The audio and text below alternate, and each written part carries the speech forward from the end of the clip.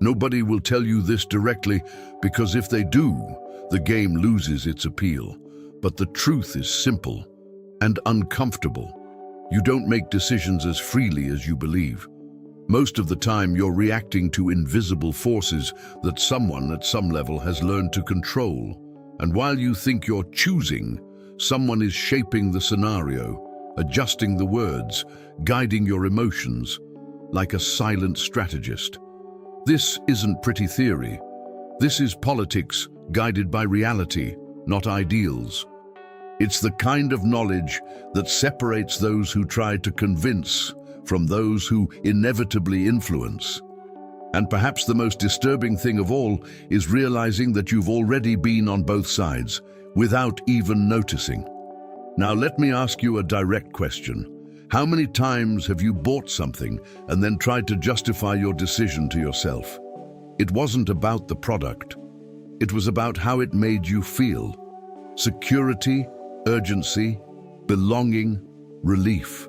And that's exactly where the game lies.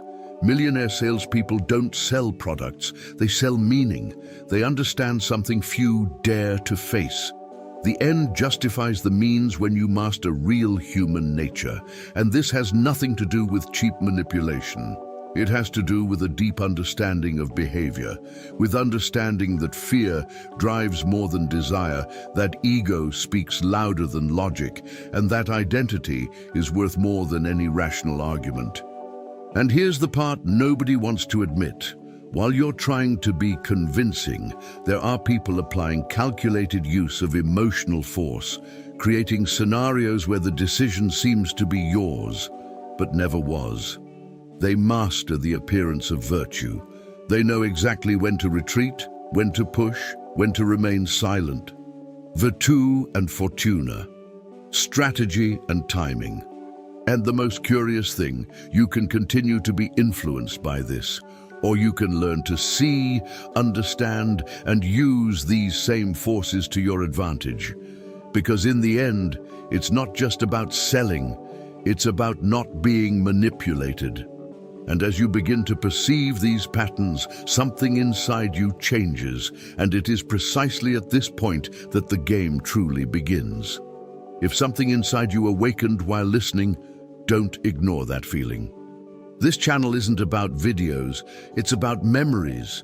Remember who you were before the fear, before the exhaustion, before the silence. Each new video here is a different reflection of your own soul. An invitation to understand what the world never taught you. The power you seek outside has always been within you. If you feel that this journey speaks to what lives silently within you, sign up now. Not to follow yet another creator, but to reconnect with something the world tried to make you forget. Because here, every word was made to heal, each reflection to awaken, and each video serves as a reminder. You are not alone on the path back to yourself. Click on subscribe and turn the algorithm into a daily reminder of who you really are. He observed something few dare to admit. People don't buy solely based on logic. They buy to alleviate an invisible tension. And that's where the law of asymmetrical debt comes in. Instead of directly proving value, he created a subtle sense of emotional obligation. It wasn't about offering something. It was about making the other person feel they had already received more than they needed before even paying. This may seem strange at first glance, but think about it. How many times have you felt indebted to someone who did something for you, even if small? That's the point. Here, politics guided by reality, not ideals, comes into play. He wasn't trying to appear fair. He played with real human nature.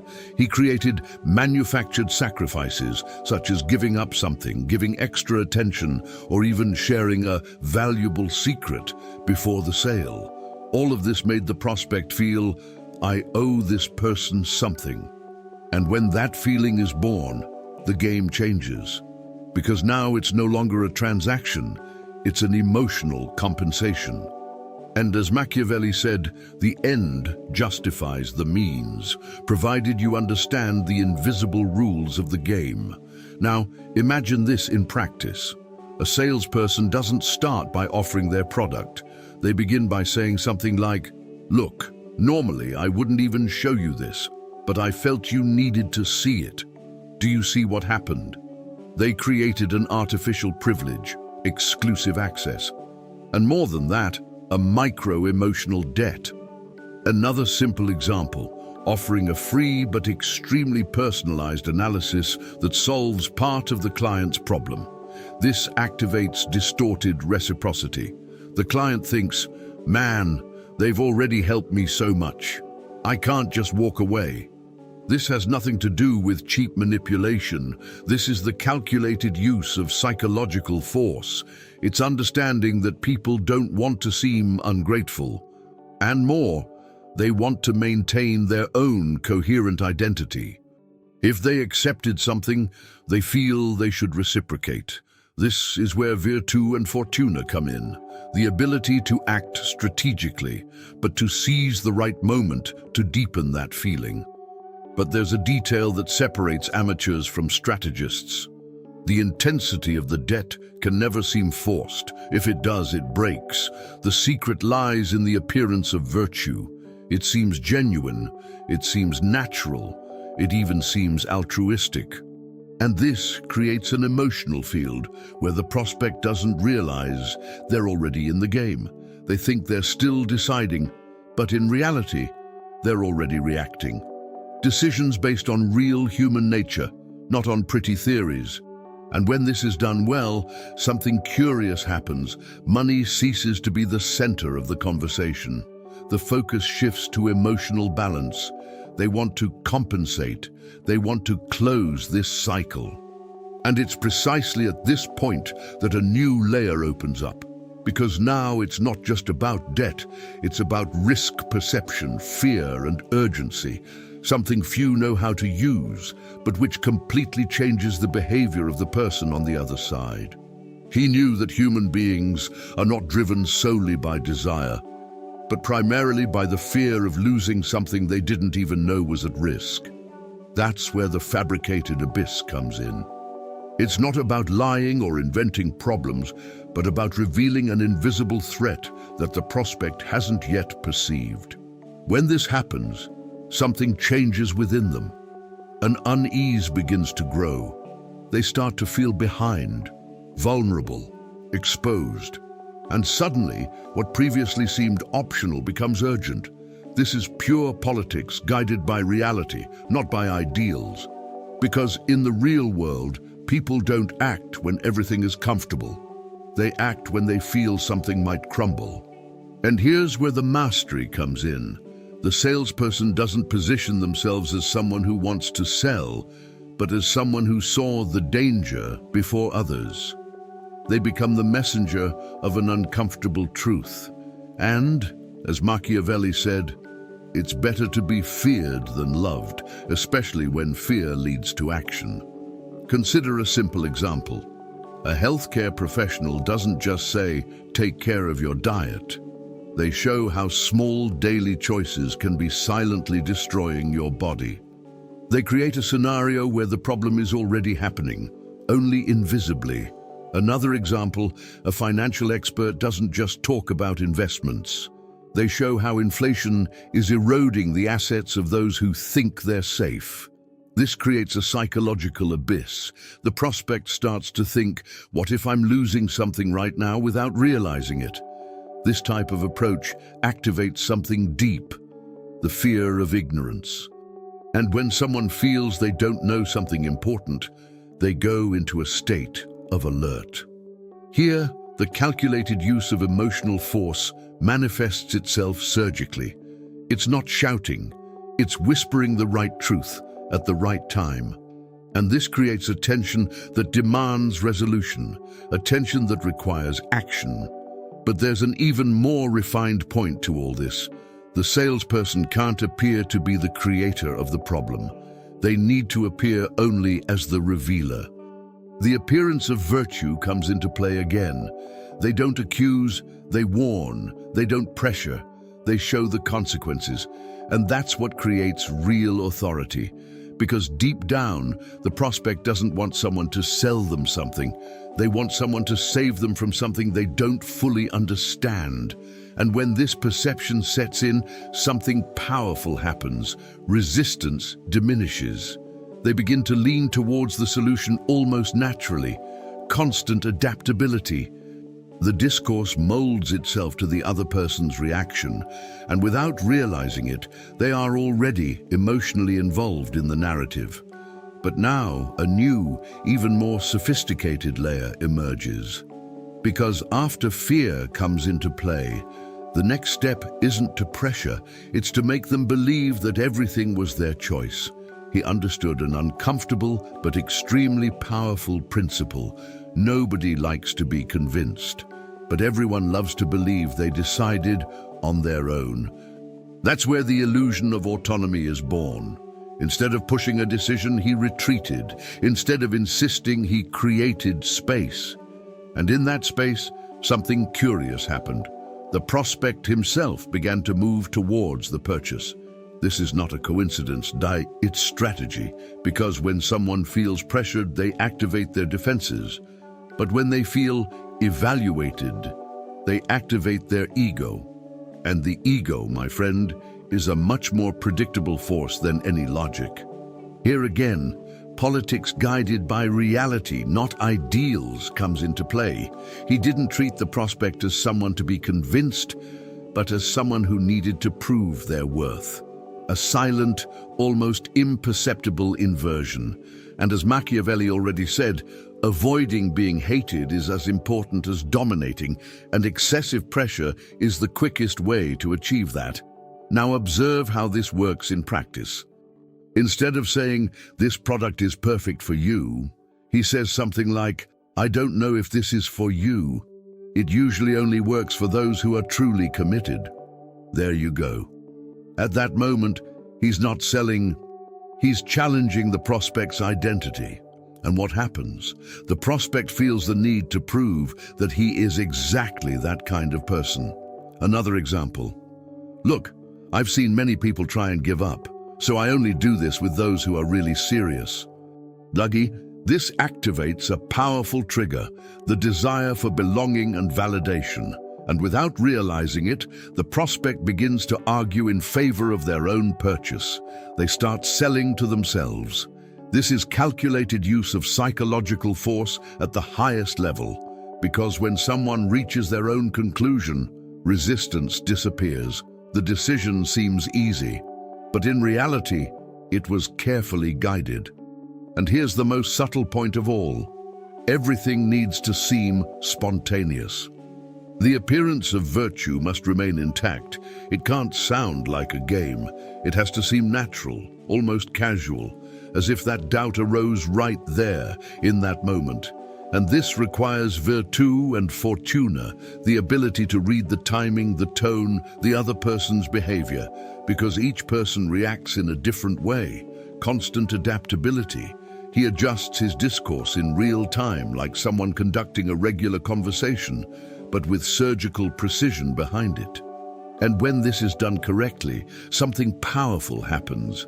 The prospect not only buys, he defends his own decision with conviction. He feels proud to have chosen, and it is precisely at this moment that a new dynamic is established. Because now it's no longer about convincing, it's about demonstrating that you don't even need that deal. He wasn't chasing the sale. And that's exactly why the sale chased him.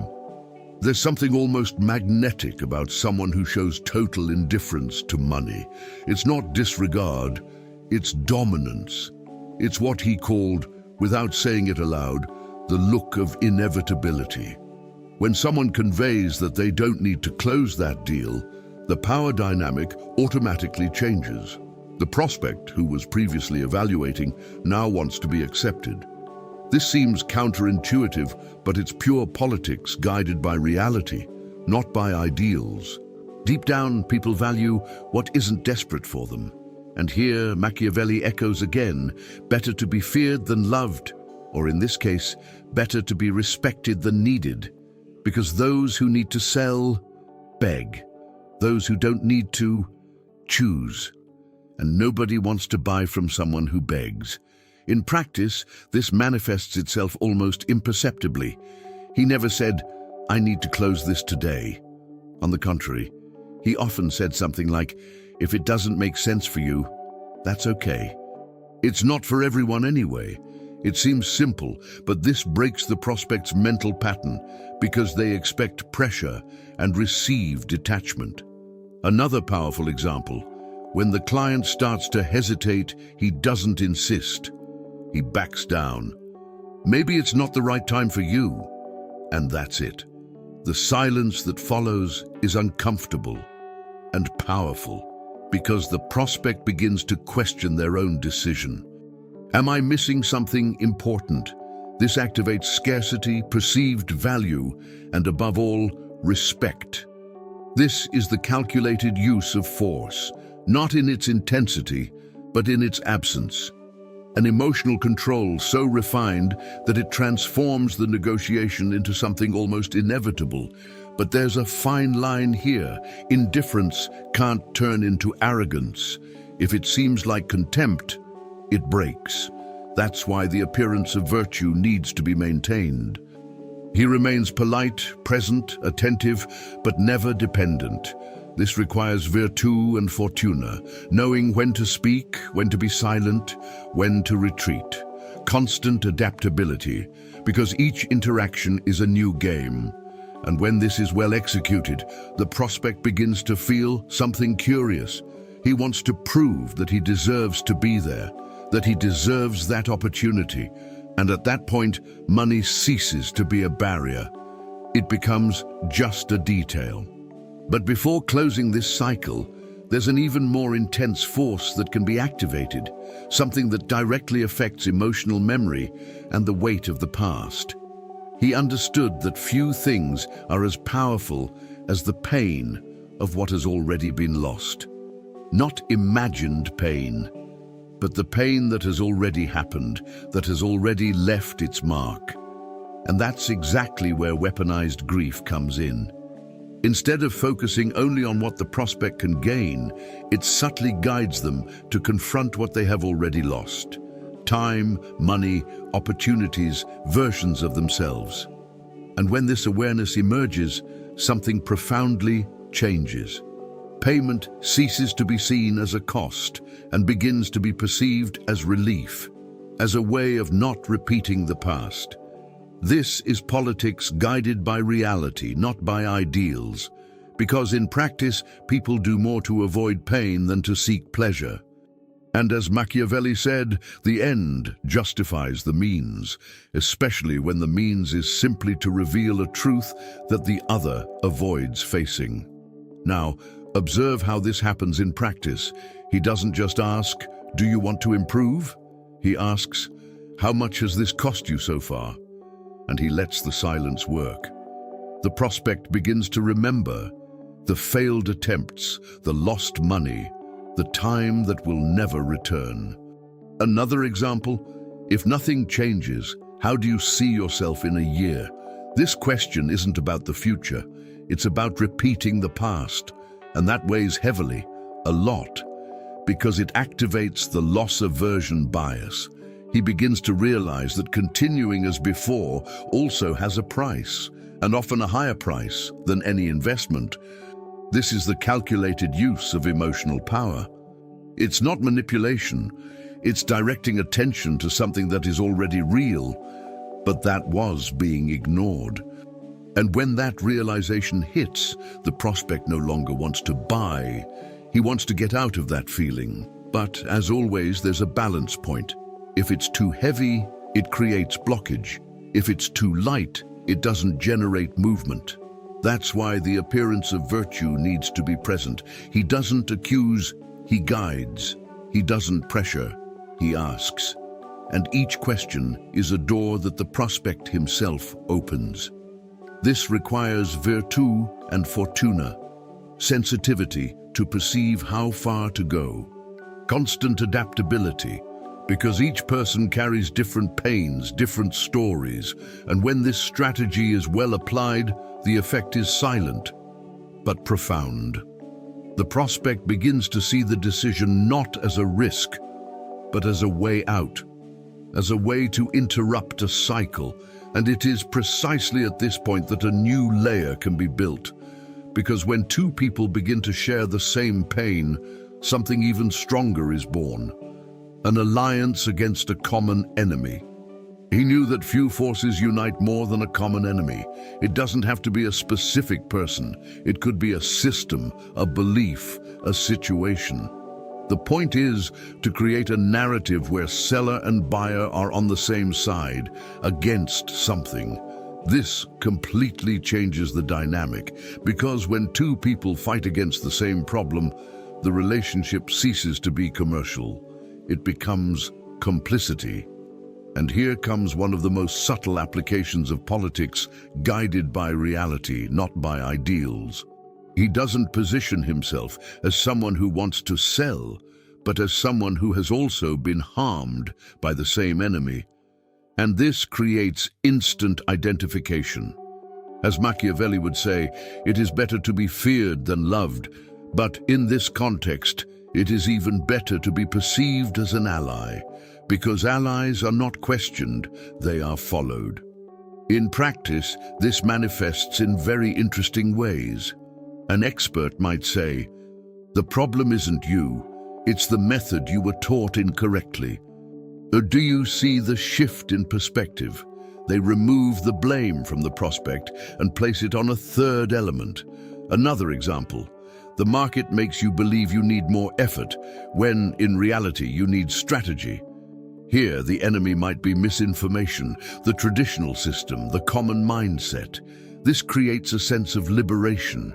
The prospect thinks, then I'm not the problem.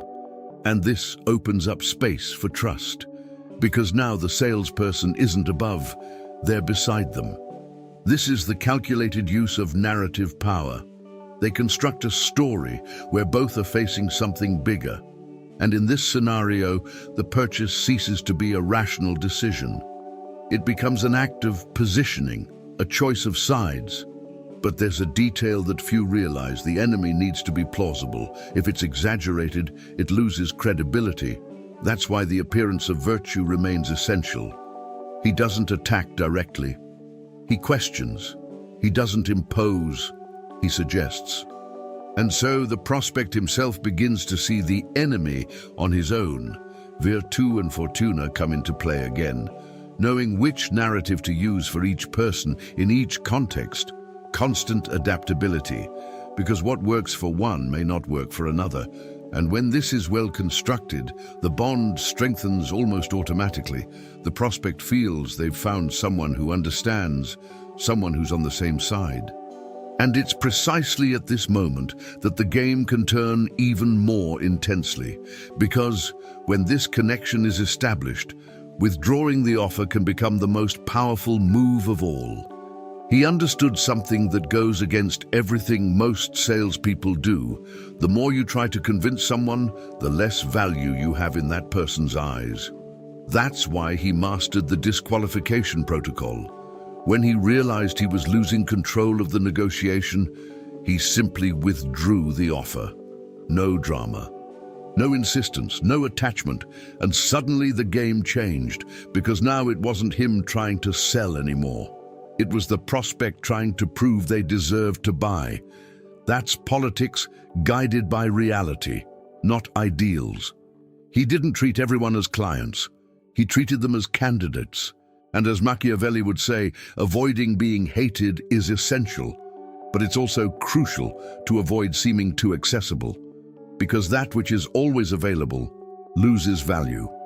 Now observe how this unfolds in practice. The prospect begins to hesitate, raises objections, stalls, and instead of rebutting, he says something like, "I don't think it makes sense for you right now," and stops. Silence. This completely breaks the mental pattern, because the prospect expected resistance and received withdrawal. Another example, "I prefer to work with people who are ready. Maybe this isn't your time." This activates something deep, the fear of exclusion. The ego comes into play again. He doesn't want to be seen as unprepared, so he starts justifying, arguing, trying to reposition himself. And without realizing it, he starts selling to himself and to you. This is the calculated use of psychological force at the most refined level. It's not about pressuring, it's about creating absence. And absence, when well positioned, generates desire. But here's the detail that separates strategy from arrogance. Everything needs to maintain the appearance of virtue. He doesn't disqualify aggressively. He does it respectfully, calmly, almost as if protecting his own time. This conveys authority. It conveys a standard. And a high standard attracts people who want to fit into it. Virtù and fortuna again, knowing exactly when to pull that trigger. Because if you do it too early, you lose. If you do it too late, you've already lost. Constant adaptability. He reads the behavior, the tone, the energy of the conversation, and acts at the right moment. And when that happens, something changes definitively. The prospect stops evaluating the product and starts evaluating himself. And that's exactly where a new understanding opens up. Because in the end, money was never just money. He no longer saw money as most people do. For him, money was never just a reward for effort, but rather a consequence of perception, a psychological construct shaped by invisible emotions, guilt, ego, fear, identity. And when you understand this, the game changes completely, because you stop trying to justify the price and start shaping meaning. This is the pinnacle of politics guided by reality, not by ideals. In the real world, people don't pay for the product. They pay for the story they tell themselves about that decision. And here, Machiavelli fits almost surgically. The end justifies the means, because in the end, money always flows to whoever dominates the other person's internal narrative. It's not about convincing, it's about repositioning value within their mind. In practice, this appears subtly, but extremely powerfully. He didn't say, "This costs X." He said, "This is for those who have decided to stop accepting less than they deserve." Do you see the difference? The price ceases to be a number. It becomes a symbol of identity. Another example, it's not about the value. It's about the standard you are willing to maintain in your life. Here, money connects with self-image. And when that happens, the decision ceases to be rational. It becomes personal. The prospect begins to think, what does this say about me? This is the calculated use of psychological force at an almost invisible level. Because you are no longer selling something external, you are offering an internal version. And people pay dearly for consistency with who they believe they are or who they want to become. Your own loyal armies are not just people. They are aligned internal beliefs. But there's one final detail that few understand. If you treat money as something heavy, it becomes heavy. If you treat it as a flow, it flows. This requires constant adaptability, because each person has a different relationship with money. Some see it as security, others as freedom, others as status, and it's up to you to identify that. Virtù and fortuna, skill and timing. And when you get this reading right, something powerful happens. The prospect doesn't feel like they're spending. They feel like they're positioning themselves.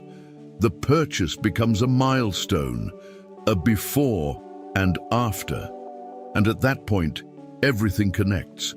The emotional debt, the fear, the ego, the identity. Everything converges on a single decision. Only now, it doesn't seem like an external decision. It seems inevitable, as if it had always been the path. And perhaps that's exactly what separates those who only sell from those who master the entire game. Now tell me, after all this, do you still believe that selling is just about product and price? Or are you starting to realize that there's a much deeper game happening? Silent, invisible, but absurdly powerful. Most people will watch this kind of content, find it interesting, and continue doing exactly what they've always done. but not you, because now you've seen too much to ignore. You understand that human decisions are guided by emotion, identity, and perception, and that whoever masters this, masters the outcome. This isn't about manipulation, it's about seeing reality as it is. Politics guided by reality, not by ideals. And from here on out, either you continue being led or you start leading. So let me really challenge you. At what points in your life have you been guided without realizing it? Where are you paying a high price for decisions that weren't entirely your own? And more importantly, how can you use this understanding to position yourself better, negotiate better, sell better, or simply avoid falling into the same patterns again? Because ultimately, it's not about selling more. It's about living more consciously. Constant adaptability. Decisions based on real human nature. This is the kind of knowledge that, when applied, changes not only your wallet, but your way of seeing the world. And as Machiavelli said, those who understand the game are rarely dominated by it. Now the decision is yours. Will you continue watching this content for entertainment, or will you start applying, testing, adjusting, and evolving? Because knowledge that doesn't translate into action becomes an illusion. And if something here resonated with you, then don't stop here. Subscribe to the channel, turn on notifications, because this is just the beginning. There are still much deeper layers to this game that almost no one is willing to reveal, and you can choose to be among the few who truly understand.